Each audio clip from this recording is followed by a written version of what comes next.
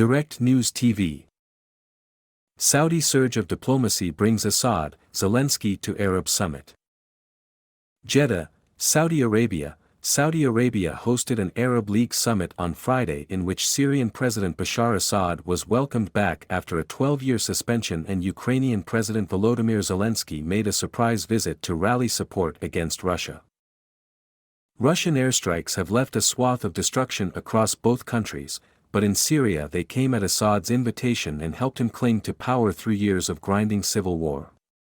Other Arab states have deepened ties with Moscow while remaining largely neutral on the Ukraine war.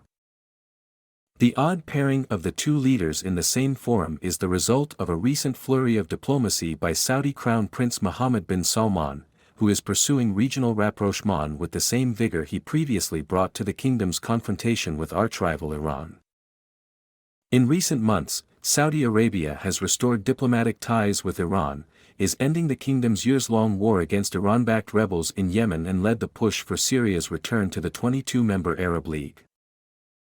The Saudi Crown Prince welcomed both Assad and Zelenskyy to the Red Sea city of Jeddah, expressing support for whatever helps in reducing the crisis between Russia and Ukraine. He added that the kingdom, which brokered a prisoner exchange last year, is ready to exert efforts for mediation. Addressing the summit in English, Zelenskyy appeared to invoke the Arab world's own troubled history of invasion and occupation, saying Ukraine will never submit to any foreigners or colonizers. He took a swipe at Iran for supplying attack drones to Russia and spoke about the suffering of Muslim ethnic Tatars living under Russian occupation in Crimea. He also accused some in the hall of turning a blind eye to Russia's violations. The visit comes amid a whirlwind of international travel by the Ukrainian leader, but until now he has mostly visited allied countries. Saudi Arabia pledged $400 million in aid to Ukraine earlier this year and has voted in favor of UN resolutions calling on Russia to end its invasion and opposing the annexation of Ukrainian territory. But it has resisted US pressure to increase oil production in order to squeeze Russia's revenues. Assad, a close ally of both Russia and Iran, said he hoped the summit would mark a new stage of Arab solidarity that would bring peace instead of war and destruction.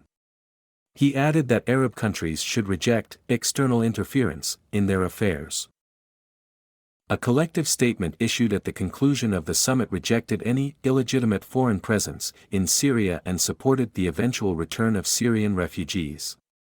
It also condemned Israel's crimes against the Palestinian people, called on Lebanon to overcome its political paralysis, and encouraged dialogue in Sudan, where rival generals have been at war since last month.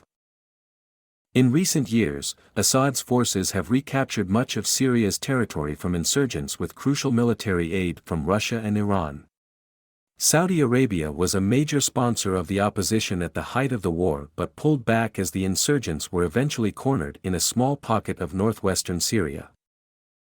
Saudi Arabia's push to bring Syria back into the fold is part of a broader shift in the kingdom's approach to regional politics, says Torbjørn Soltvedt, a leading Mideast analyst at the risk intelligence company Verisk Maplecroft.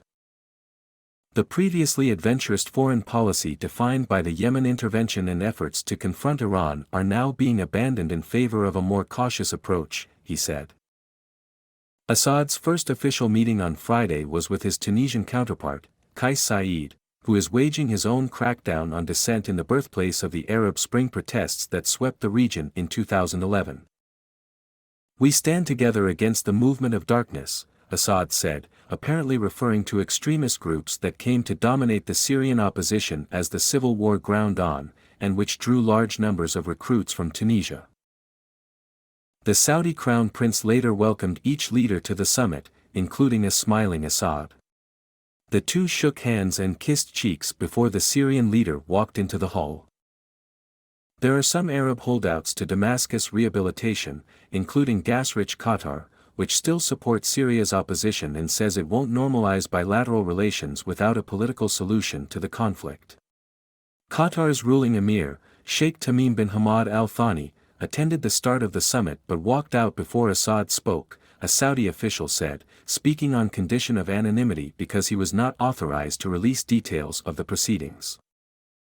Western countries, which still view Assad as a pariah over his forces' aerial bombardment and gas attacks against civilians during the 12-year civil war, have criticized his return to the Arab fold and vowed to maintain crippling sanctions that have hampered reconstruction. Years of heavy fighting involving Assad's forces, the opposition and jihadi outfits like the Islamic State group left entire villages and neighborhoods in ruins. The conflict killed nearly 500,000 people and displaced half of the country's pre-war population of 23 million. American lawmakers advanced bipartisan legislation this week that would further tighten sanctions on Assad, who came to power in 2000 after the death of his father. But the White House National Security Council expressed concern Friday that the additional measures would make it unduly difficult to provide humanitarian assistance to the Syrian people. The U.S. administration remains committed to a roadmap to peace drafted more than a decade ago. But several rounds of peace talks held over the years went nowhere, and Assad has had little incentive to compromise since Russia entered the war on his side. Arab leaders appear to be focused on more modest goals, like enlisting Assad's help in countering militant groups and drug traffickers, and bringing about the return of Syrian refugees, many of whom fled to escape his autocratic rule.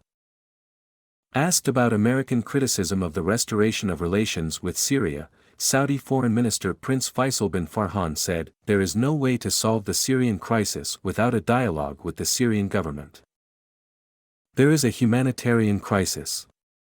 There are Syrian refugees who want to return to their country," he said. My name is Kingsley.